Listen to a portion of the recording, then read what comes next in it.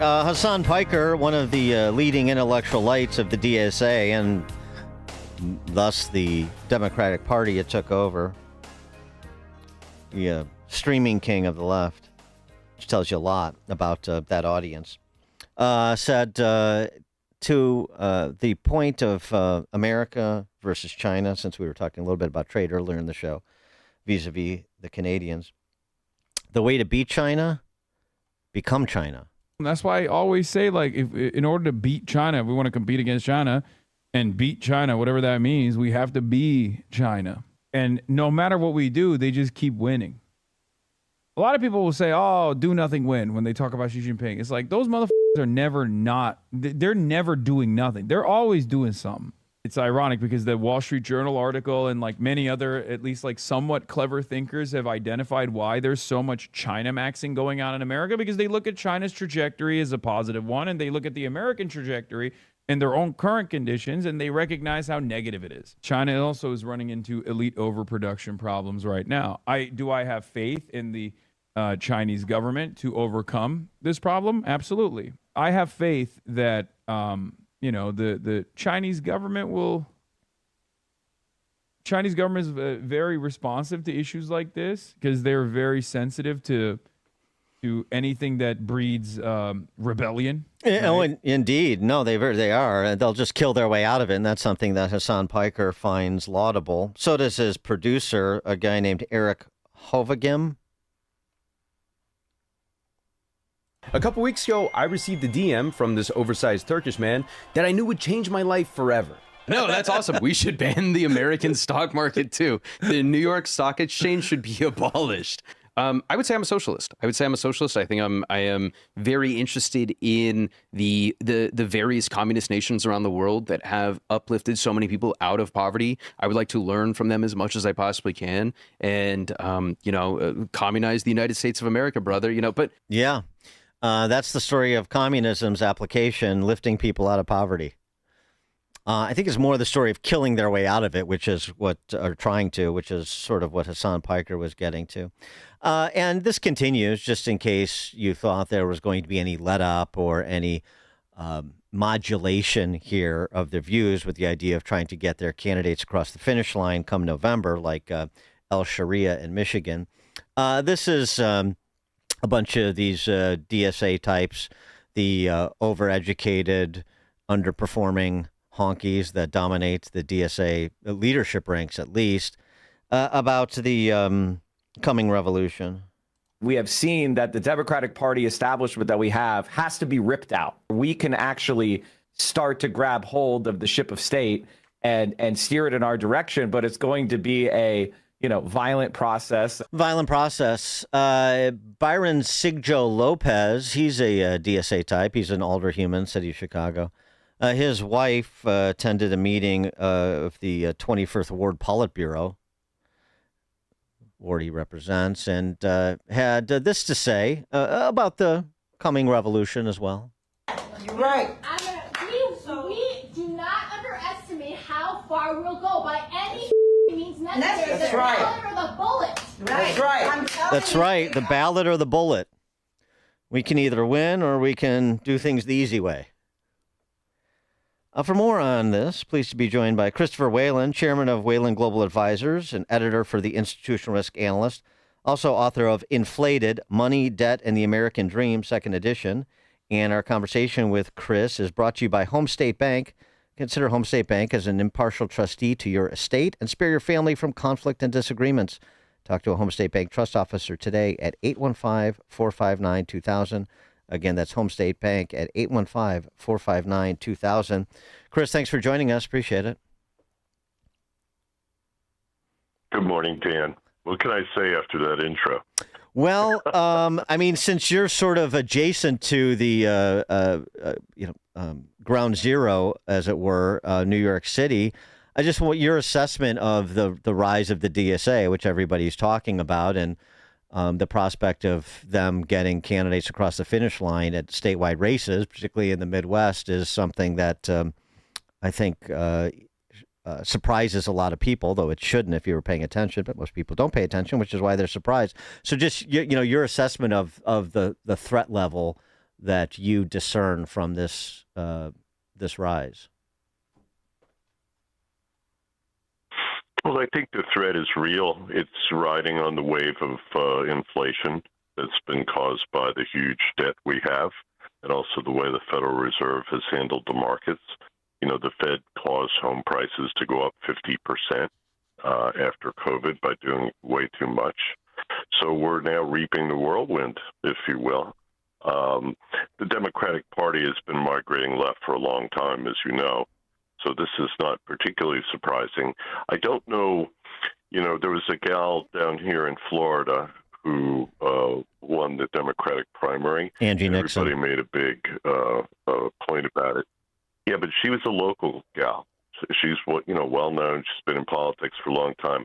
I think that had more to do with her victory than her DSA affiliations. So, you know, are they going to take over the Democratic Party? Probably not. I think, if anything, the Democratic Party is going to end up splitting because they are going to have quite a fight. A lot of mainstream Democratic candidates have actually done very well in this cycle. So, you know, one of the reasons we departed New York is that I didn't want to watch this up close and personal because New York is, of course, the most progressive state in the country. That's where FDR hatched his little socialist plans, and they continue. You know, the roots of Franklin Roosevelt are visible today in a lot of the things you see and hear. But these people don't realize how modest they are in their socialist, infantile protestations. They really have no idea what a true socialist is. We had those in America once upon a time, 100 years ago. So, you know, I'm concerned, but mostly amused. Mostly amused. Well, I mean, I suppose, you know, part of it in terms of this. Mostly amused. Yeah, in terms of the schism within the Democrat Party, I mean, part of it will be driven by how successful candidates like El Sayed in Michigan are. I mean, if you see some high-profile victories from these candidates in states or districts that are not, you know, decidedly to the advantage of the left, then, you know, that's only going to fuel this that much more. I mean, it's that sort of, you know, populist fascination with communist puppet shows that Bernie Sanders has. Well, of course. But here's the thing. Remember, the Democratic Party are starting from a base of obsessive focus on consumers. So with the increase in inflation over the past couple of years, affordability is the issue going into this midterm election. Where do they go? They go even more radically into areas like rent control and things of this nature, promising help. But this has a very short life cycle, Dan, because they can't really help. I mean, rents in New York are continuing to climb. The rent control regulation that Mayor Mondami put into place is actually reducing the number of units available. So at a certain point, voters are going to see that, and they're going to say, well, you're not helping me, and they're going to look for something else. So, you know, that's our female Westie, by the way. But, you know, I don't underplay the importance of this. This morning, you have to get the chicken jerky. But I do think that, you know, ultimately this is about inflation. And, you know, I don't know what it's going to take for people in Washington to start taking the federal budget deficit seriously. But we're pretty close to the point where they're going to be forced to do so. You saw the antics last week. And, you know, President Trump threw Scott Bessent under the bus on Friday. So I'm not sure what's going to happen this week. What do you mean? Scott Bessent's got a plan to deal with the $40 trillion in debt. That's what J.D. Vance told us. Don't worry about it. Scott Bessent has a plan, as if this is a one-man job and Scott Bessent can deal with this unilaterally. Yeah, Scott Bessent and Kevin Warsh at the Fed have an impossible situation. You know, as much as it pains me to say this, having worked for Jack Kemp, the tax cuts put in place by George Bush and then Donald Trump have dug us a big hole. At some point, we have to figure out a way to pay our bills or cut back spending. Those Right. are the two choices we have. And you know, we're either going to have this conversation or they're going to continue to front load the federal debt and the near maturities, less than 1 year, and eventually short-term interest rates are going to get forced up. Why do I say this? I've seen this movie before in countries like Mexico and Brazil during the debt crisis of a few decades ago. So, there is no easy solution to this other than either raising revenue or cutting spending. Those are the two choices you have. Nobody in Washington wants to talk about this, and the markets know this. That's why the markets are reacting so negatively. The Fed hasn't done anything. They haven't raised interest rate targets, but the bond market has raised interest rates almost half a point all by itself. So that's kind of where we are as we head into Labor Day. Well, this philosophy that was au courant a cycle or two ago when Biden was ushered into the White House, they're not talking about it as much, not by name, but they still seem to be adherents to the modern monetary theory of money supply and spending, which is spend without restraint and have the Fed monetize the debt, hike taxes, and then spend more when things go sideways. Oh, no, precisely. And think about it. I mean, right now we have an economy that's slowing, in part because of the Iran war, in part just because of the inflation that's rippling through the system. And we're running a deficit of 6% of GDP right now. How much more deficit do we need, right, if things slow down? So, again, I think, unfortunately, we've painted ourselves into a corner in terms of policy choices, and nobody in Washington, left or right, I don't care what persuasion they are, wants to have this conversation. They all want to go home and talk to the voters, right? So that's kind of, where things are. Last thing Congress wants to do is vote on anything right now. It's a very strange time in D.C. But, having said that, we're going to probably set new records on the stock market. So the bright side. Unless the DSA gets a hold of the reins of power and eliminates the New York Stock Exchange, as Hassan Piker's buddy wanted to do. That's a new one. I haven't seen that on the platform. Maybe that'll be a codicil. No, well, maybe. But look, these are all phony socialists. They take the money with both hands once they're off camera. You know that way that this works. No, especially from their parents. Like AOC, you think she wants to live like a... Well, precisely. But do you think AOC wants to live like a socialist? No. These are little glam politicians who want to go out and have a good time in the evening roaming around New York City. Yeah. So I find the contradictions in American life getting more and more interesting as time goes on, which is why I'm working on a new book on gold, a very topical subject. Okay. And the thesis of the new book, Buy Gold? The return of gold is the chief monetary asset in the world. I go back to Greek and Roman times, which is really fascinating.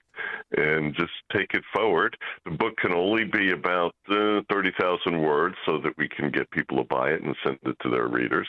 The size of books is now the constraint because of the postage. But, I think it's important to remind people that the socialists around Franklin Roosevelt, including a guy called Mariner Eccles, the great celebrated Fed chairman, were all anti-gold. They tried to brainwash Americans and say, don't think about gold, think about dollars. But we then go out and debase the currency to an enormous degree. So now that option has kind of run its course. So where do you go? Most global central banks today are going back into gold, and they are reducing their holdings of dollars. Pretty clear indication of how they feel about things. Just wanted to get you quickly. We were talking about it a bit before this impasse between the U.S. and Canada on trade. And despite the Wall Street Journal opining negatively on it, it seems to me that there is something here with respect to Canada's unwillingness to de-align from China in a way that, say, Mexico is doing. And maybe there should be a bit of a reckoning for the Canadians on that topic. I think the Canadian government, Mr. Carney, would rather slit their wrists in the street than do a deal with Donald Trump. Mm-hmm. I think part of it is his personalities, and part of it is the Canadians, every once in a while they get enough of us and they just decide that they're not going to go along with the United States. It's a fitful relationship. So when I saw Trump invoking Smoot-Hawley, I just had to smile. I mean, my God, that's kind of where we are. But the thing we're dealing with, Dan, is that our beloved president has to be top of the news every day. So he's going to find something to do every day, regardless of whether it's a good idea or a bad idea. Half the things that Trump does I love, the other half I cringe. So it's just been that kind of, couple of years. And, the lame duck is about to start, so we'll see how that goes for 2 more years. It'll be fascinating. But at least he'll have his ballroom. Yeah, indeed. Right? Yes. John Roberts, Congress can't be, or I should say the courts are bad construction managers. That at least is some common sense brought to the discussion. So you love that? I think it's the emblem of our time. Christopher Whalen, chairman of Whalen Global Advisors, editor of the Institutional Risk Analyst, and author of Inflated Money, Debt, and the American Dream, second edition. And we'll look forward to his forthcoming book on gold as well. Our conversation with Chris brought to you by Home State Bank. Consider Home State Bank as an impartial trustee to your estate. Spare your family from conflict and disagreements. Talk to a Home State Bank trust officer today at 815-459-2000. Again, that's 815-459-2000. Chris, thank you as always. Have a great day, Dan. You too. And Chris joined us on the alphawealthgroup.com answer line. There's only one radio show in Chicago talking about today's biggest stories and telling you what they really mean. That show is this one, Chicago's Morning Answer on AM 560, The Answer. Labor Day celebrates fair wages, reasonable hours, and big savings on beauty rest at Hassel's Mattress. Through